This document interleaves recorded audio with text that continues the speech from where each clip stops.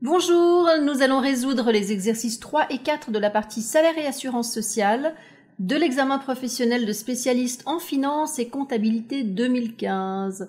Les données sont mises à jour au niveau de l'année 2020. Tout d'abord, l'exercice 3. Il s'agit d'établir un décompte AVS. Cet exercice vaut 6 points. Nous allons donc déterminer des cotisations AVS dans le cadre d'une raison individuelle. Donc, pour rappel, une entreprise en raison individuelle, tout comme les sociétés simples, les sociétés en non collectif ou les sociétés en commandite, sont des sociétés de personnes, ces personnes étant elles-mêmes des travailleurs indépendants.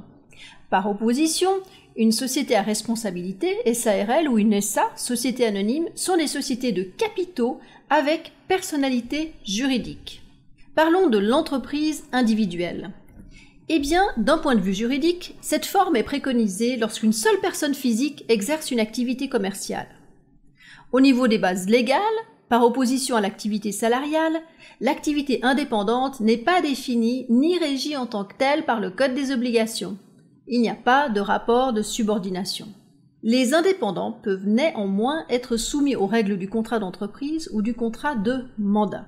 Quant à la responsabilité des propriétaires, eh bien, les propriétaires répondent personnellement avec leur fortune privée, assument les bénéfices et sont indéfiniment responsables des actes et des dettes de l'entreprise, et ceci sur tout leur patrimoine. Donc attention si l'activité exercée comporte des risques. Au niveau de la raison sociale ou de la formation, enfin du nom de l'entreprise, ça c'est plus anecdotique, mais il faut savoir que la raison sociale doit être conforme à la vérité, ne doit pas induire en erreur ni léser aucun intérêt public. Les compléments présumant l'existence d'une société ne sont pas autorisés, c'est-à-dire SA, SARL. Donc en gros, d'un point de vue pratique, il faut que le nom de l'entreprise inclue le nom de famille de la personne qui exerce l'activité. Alors comment se passe l'affiliation à l'AVS en tant qu'indépendant ? Eh bien, on va s'adresser à la caisse AVS du lieu où l'activité est exercée. La caisse AVS va vérifier l'existence de critères établis par la loi sur l'AVS, les directives de l'Office fédéral des assurances sociales et la jurisprudence du tribunal fédéral. Donc, on va vérifier que ces indépendants se présentent sous une raison sociale, par exemple qu'ils sont inscrits au registre du commerce ou dans l'annuaire téléphonique, ou qu'ils disposent d'une autorisation d'exercer leur profession, qu'ils disposent de papiers en tête et de matériel promotionnel, qu'ils établissent leurs factures en leur propre nom, qu'ils assument les risques liés à l'encaissement et au décompte de la TVA, sous certaines conditions bien entendu, liées au chiffre d'affaires. On va vérifier aussi que ces indépendants assument le risque économique, c'est-à-dire qu'ils font des investissements à long terme, qu'ils utilisent leurs propres moyens d'exploitation et payent le loyer des locaux utilisés pour l'exercice de leurs fonctions. On va voir aussi qu'ils sont libres de choisir les travaux qu'ils exécuteront.